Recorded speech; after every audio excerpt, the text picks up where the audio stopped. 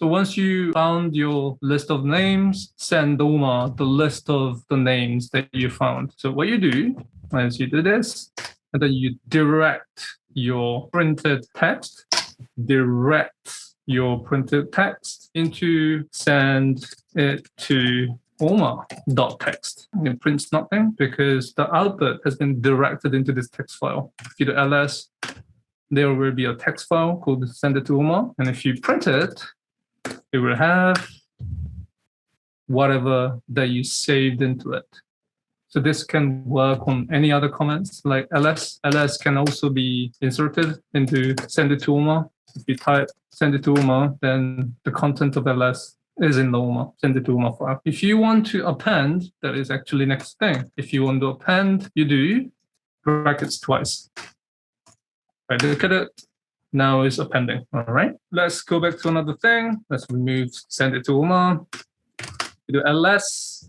There will be a file in your home directory /Linux tutorial, a file called recono.log. Can you try printing that? It's a log file from FreeSuffer,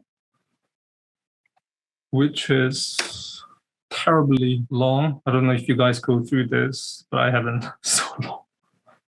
It's really long. But many of the times, the most important information is at the top.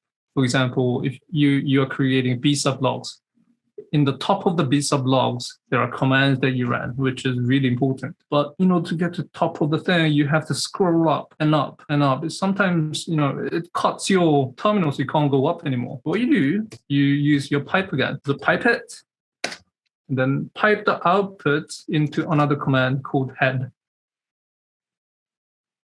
If you do this, you will just print first 10 lines of your long text file. What if you need more than 10 lines? You give number, I need 20. Then it's going to return you 20 lines from the top. At the end of the file, then you do tail. Type it, and then tail it. Then you only get last 10 lines.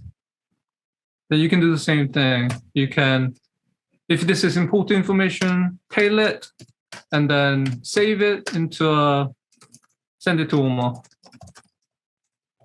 Next. Then your most important lines is cleaned in to another text file that you'd like to send. Okay. I'm not sure if you noticed this, but there's my name. So this recono throughout the document, it contains my name, like here, here, here, which shouldn't. So I want to see which lines are having my name in it. So I print it, and there's a command called grep. I want to grab every line where there's a name, my name. So I want to see what is going on in the file. If you do that, it's grabbing all the lines from the text file, really long text file, if it has my name. This can work as an example if recono, the FreeSuffer command, is running any registration. So you type grep registration.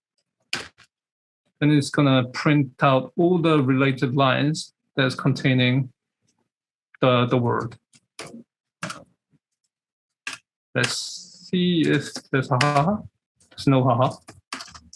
Linux. Say version. So you can quickly, just very quickly extract the information that you want. Okay. So yeah, if it contains my name, that's wrong. I want to change them into some code, some random code. So what you do, there's a command called set. You don't have to memorize this. I'm going to send you all the commands, and just know that there are commands like this. That's how you run them. Just search them on Google. You're not going to memorize anything from here. You don't have to. You do. There's a set command, and you tell substitute Kevin underscore cho to subject 0 and change it in all the occurrences across the lines from this file. So SED pattern, which is I'm going to replace everything, the word Kevin underscore cho into subject 0, and then it's going to replace everything. do this. Let's do this. Let's see if there's a Kevin underscore Cho now. No more Kevin underscore Cho. Save. Okay. And let's see if there's a subject 1 or 0. Yep, it's been replaced. Okay. This is how you can replace your text file quickly. I want to just send him an email, mailx, and then you give title. Is ready, and then I'll send it to me 244 and research partners org. It does nothing, but it just sent you an email. If you set this as a UID, you'll receive an email soon. I just got an email from the system.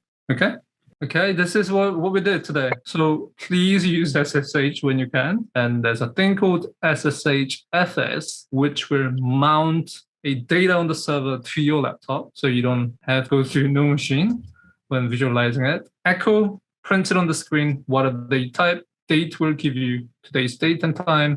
Touch will create a simple empty file. SCP will copy a file you already know.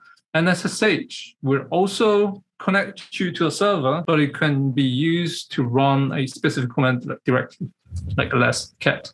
You can find the patterns by name. You can grab everything. You could even delete all of them by executing something on it. And AWK splits them into columns by given patterns, and it returns you whatever you tell it to return.